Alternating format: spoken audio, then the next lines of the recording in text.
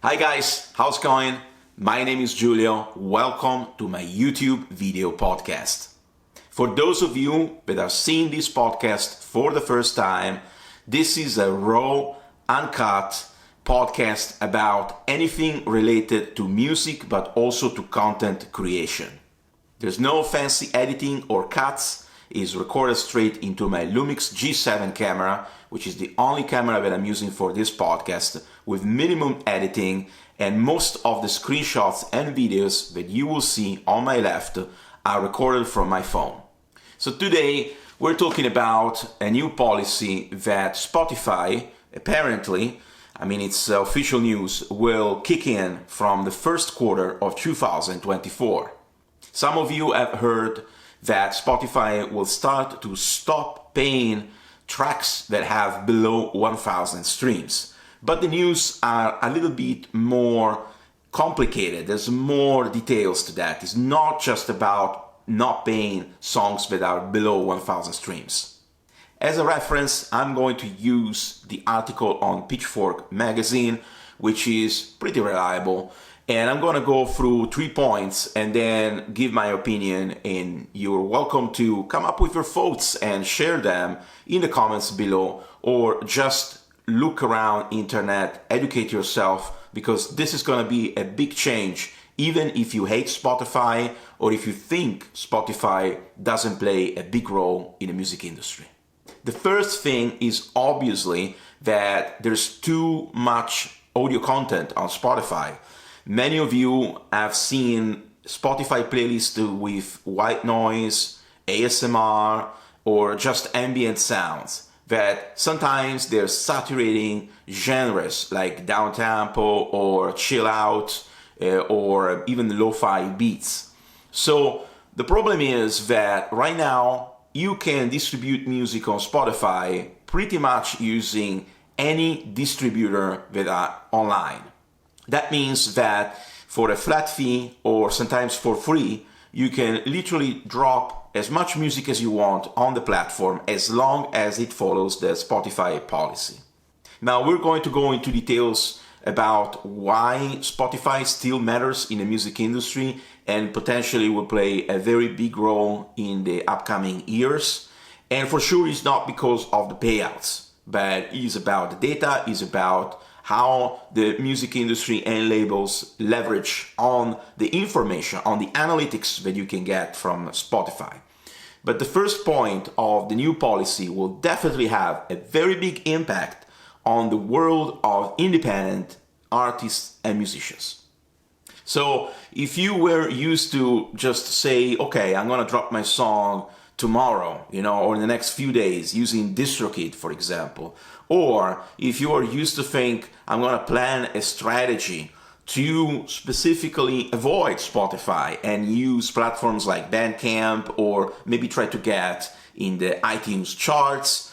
Well, whatever is your strategy, Spotify will start, first of all, avoiding to pay anything which has below 1,000 streams. And this is very important because there's so much music on Spotify which is just staying there, accumulating cents, and those cents will not pay because distributors have thresholds, which means that if you make $10 per year through Spotify, you're not going to get paid because some of the distributors, they require to have at least $50. Now, I know in general that the approach, especially in the independent music world, is, I don't care about streams, I don't care about downloads, because I'm all about promotion, all about being there. And that's cool to a certain extent, because if you're thinking about being a professional artist, you need to start to treat art as a job. You need to start to become serious about what you're doing. And this is reflected in the numbers that are online. No matter how much you hate the online world, you will not be able to avoid your online presence next year and in the next few years. This means that when you're thinking about a platform like Spotify, you're not necessarily thinking about trying to achieve millions of streams and hundreds of thousands of monthly listeners. Because, let's face it, not everybody has Spotify.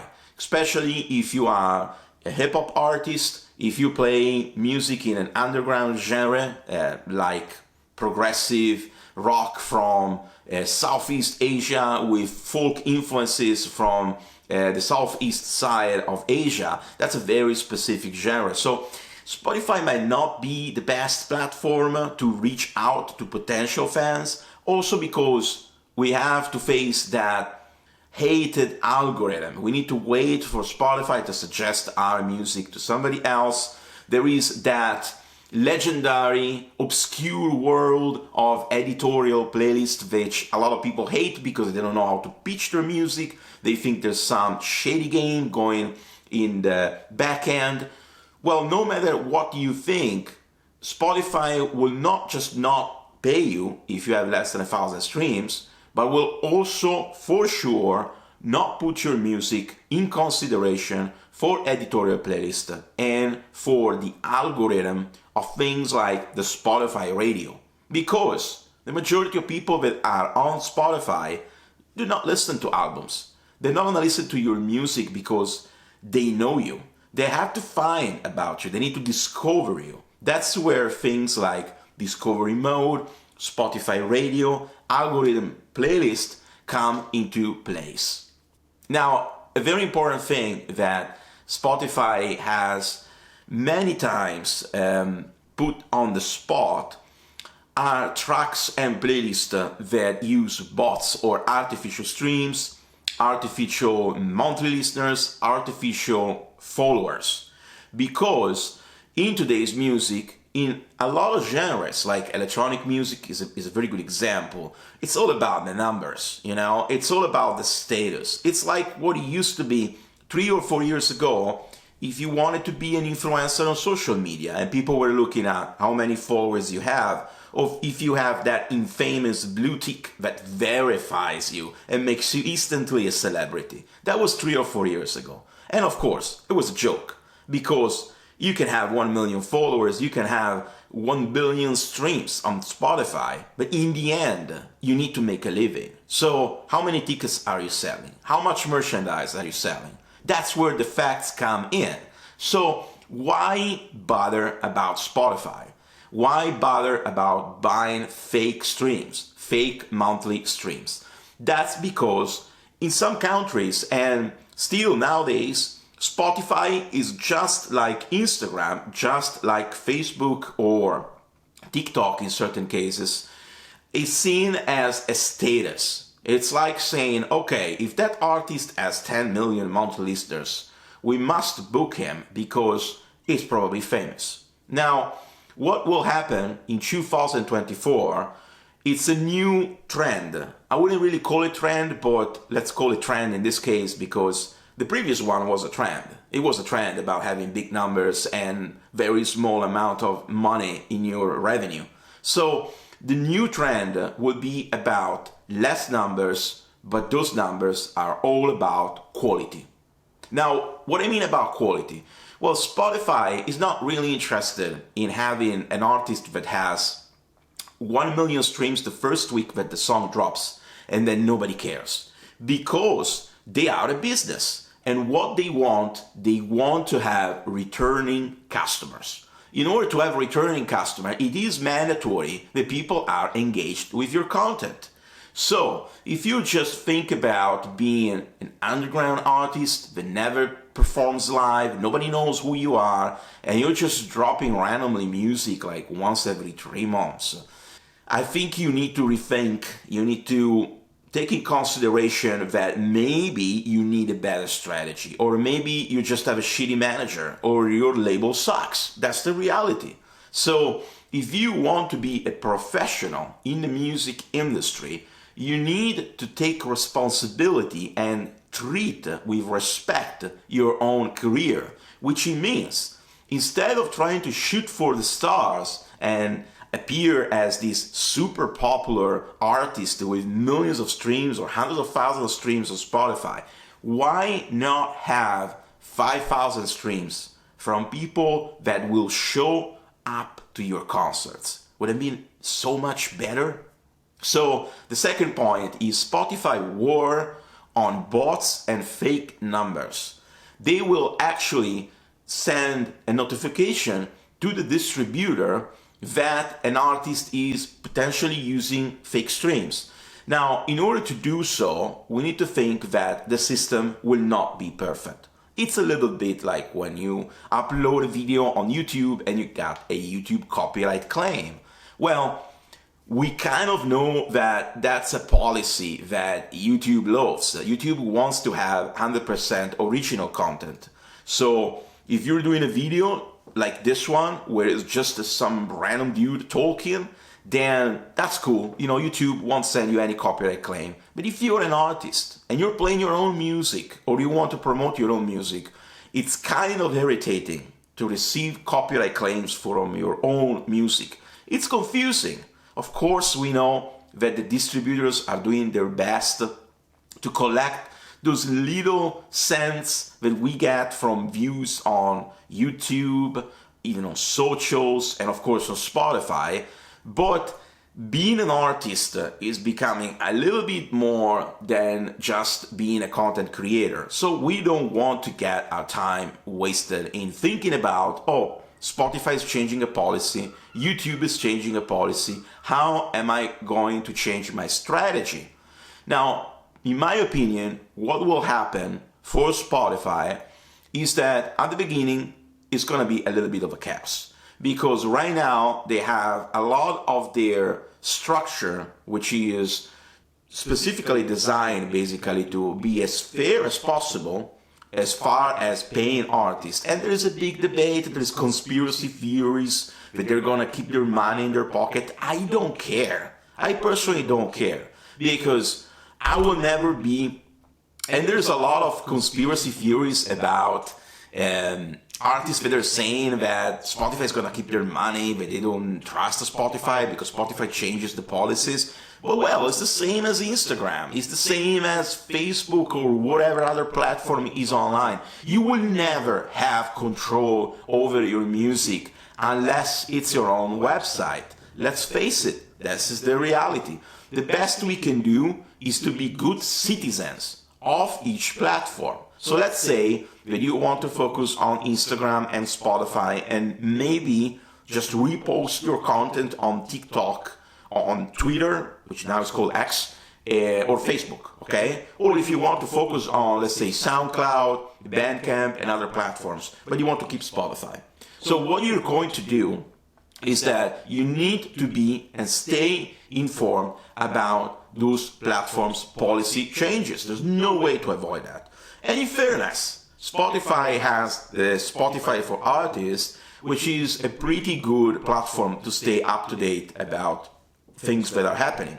So every time that somebody comes and say, well, I don't know about Spotify, I think Spotify is a ripoff, are you really basing your career on a platform that pays less than 10 cents per stream? Good luck. So another important point that I was checking on Pitchfork, and you can see the article here on my left. I'll have always videos and photos and content floating on my left side, so you can see what I've been looking at on my phone or online, trying to educate myself. And obviously, you'll be able to see links in the video description below, so you can check those links by yourself. Come with your conclusions. In general, I'm giving you my opinion, and I hope that I give you some value to whoever is watching my video podcast. So, on Pitchfork, they announced that another major policy change is to target what they call functional noise. So, functional noise is a form of content that has grown into popularity in the past 4 or 5 years. ASMR, which is, all those people that they have, we'll call it like a sort of surround system, a surround microphone that can give you that multi-dimensional experience of being inside something. So you're wearing your headphones and you have people that whispers in your ears and stuff like that. And it's relaxing, obviously. I'm not saying that it doesn't work. Is that music? Who knows? It's audio content, but it's not necessarily music. Because music is sound organized in time and space, as Frank Zappa used to say. Sound is a different thing, but Spotify doesn't really make a difference between the two because it's audio, and Spotify is an audio streaming platform. So the point is, how fair is for, let's say, a classical musician being on the same platform with an electronic musician, an experimental noise drones artist, and a spoken word artist. So obviously Spotify has been investing a lot of money on podcasts, trying to push the form, the content form, where you can't put a podcast on Spotify that contains third-party music. So you can do spoken word, you can do interviews, you can have royalty-free music in the background, but you need to be very, very careful because Spotify does not want to deal with content creators that use unauthorized audio content, not even in the form of samples. It just creates a bunch of issues like copyright claims, copyright strikes, cease and desist, you name it. So when you go on Spotify, the next time you go on Spotify, try to think about Spotify the same way you think about Instagram. You should have your Artists for Spotify app on your phone. You should regularly update your profile photo. You should take care of your bio, your links. They have a new thing which is basically a hot pick, but you can update even weekly if you want, as many times as you want. You have the Spotify Canvas. They have this thing that they launched this year, which is the video for the Wrapped 2023, which means you can do a sort of like video greeting to your fans and tell them thank you for streaming my music, which was available for a short amount of time. I guess it was in beta, it was a demo version. But no matter what, it's clear that Spotify is trying to be the number one destination for whoever is into audio content. So my considerations about Spotify are that you should definitely not forget about the platform, at least not for the next few years, because currently the analytics system that you have on Spotify for Artists, or Artists for Spotify, I can't remember the name of the app, but Spotify for Artists gives you a very good insight on how your music is performing. Obviously, it will only catch people that are Spotify users, free users or premium users. So it won't catch an audience that is very active on YouTube, which stays one of the most accessible platforms for video content online, or it doesn't catch the whole audience which navigates around platforms like Soundcloud, which is still relevant for electronic music, or if you want to drop your DJ mix and you're a DJ. So in all this scenario, Spotify is here to stay, and we cannot ignore the new policies because ultimately you will need to work with a team. And as far as you can be a very successful independent artist with your own team, which is cool, if you need to rely on a record label of any size, as long as it's a decent record label, they'll look into your online numbers. Because it's not about how many followers you have, it's not about how many monthly listeners you have, it's about how seriously are you taking your promotional strategy. Like, are you just dropping music and hoping that somebody's going to listen to what you do? Or you're actually present and active within your even local community? Doesn't have to be a national or international community. You need to start from somewhere. And when you start from somewhere, the way you're caring about your art, about your work, is always directly reflected on your online numbers. And again, it's not about how many numbers, it's about how high is the quality of those numbers. And I can give you a very, very practical example. If you have hundreds of thousands of followers on Instagram, but you have 0 comments, 1 comment, 10 likes per post, it's either because nobody really actually knows you, so those followers are completely pointless.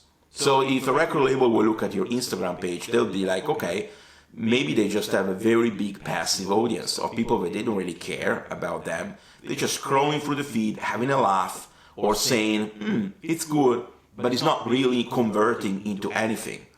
To the eyes of a record label, that means that artist is not going to sell tickets, it's not going to sell merchandise. It's going to be really, really hard. So I know this is frustrating, but it's the reality. Unless you go completely outside the system, you go off the grid, and you're like, okay, I am on socials, I am on Spotify, but my follow-up, my audience is in the real world. For example, if you are a very successful guitar player in Kazakhstan, where internet is not at the same level of Europe or North America, it's a fact. The internet just sucks there. So I would never be able to know if you have 100,000 people showing up to a massive festival. The only way to know is for somebody to make a video on YouTube, and hopefully that video will be, get by the algorithm. And the algorithm will tell me, hey, Julia, you should watch this because you watch this and that, and I think you'll be interested in seeing what's going on in Kazakhstan. So that case, yes, applies.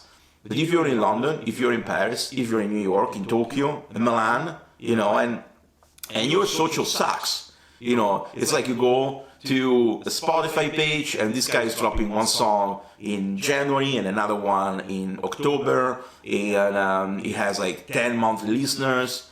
It's like, to me, he's a mirror of somebody that has a brain running like a headless chicken, literally. So it's somebody just going mad and dropping music left and right. Well, it's hard to make a career out of that, unless you get lucky and randomly you become viral. So in that picture, Spotify comes, So in a situation like that, Spotify unfortunately will be a meter of your madness. So if you are an artist and that wants to stay independent and they don't want to, they want to deal with a record label, you think you can do everything on your own, and you have, somebody funding your projects, your art, or you have an audience that is funding you, maybe through crowdfunding. There's so many different options nowadays. Then yes, Spotify is not the first priority, definitely. But still, if you are organized, people will look for you on Spotify, because if somebody is paying $10 or €10 or whatever per month on a Spotify subscription, they want to get the best value out of it. It's like if you're subscribed to Netflix and you never watch anything on Netflix. There are people like that, but it's a very small minority. So it means that you cannot ignore the audience on Spotify. It's a fact. So if you don't want it to be, anything far by recognized by Spotify or by the algorithm as a good citizen, like somebody that is, checking the stats every single day and maybe running ads on Spotify. They have this option available since May 2023. If you don't want to do anything like that, if you're not interested in checking on updates or on the Spotify for Artists newsletters, well, that's all cool. It's all up to you. But in the end, you're going to be cut off. I mean, you're not going to be considered by 80% of the record labels out there. And if you want to grow, it's very, very important to have a website, which it could be anything. It could be YouTube, a website that is about content, not a social media platform. A website that is about content. Soundcloud is a good example. If you're a musician, if you're a sound artist, if you're a producer or DJ or whatever type of audio content creator, you need to have a go-to platform where you can say to somebody, look, my platform is SoundCloud, and you can see on SoundCloud that I have a good follow-up, that people actually listen to my music. Because, you're not going to sell CDs at the beginning. You're not going to go and invest massive amount of money in printing 200, 500 vinyl records, unless, you want to go for the collector's audience. But even so, it's still competitive and it's a very small niche. So you need to be careful. You need to consider Spotify. And this video obviously is not just about the 1000 Spotify streams policy, but they're not going to pay people. It's about thinking that you cannot be a shitty artist for Spotify, or for anybody to see just by going on platform like Spotify that is not about the numbers, but is about how random you are when you drop something, when you drop music. So check the links in the video description below. If you want, drop a comment, let me know what you think, here or on Instagram, you know where to find me. And if not, I hope to see you in my next video. Ciao for now.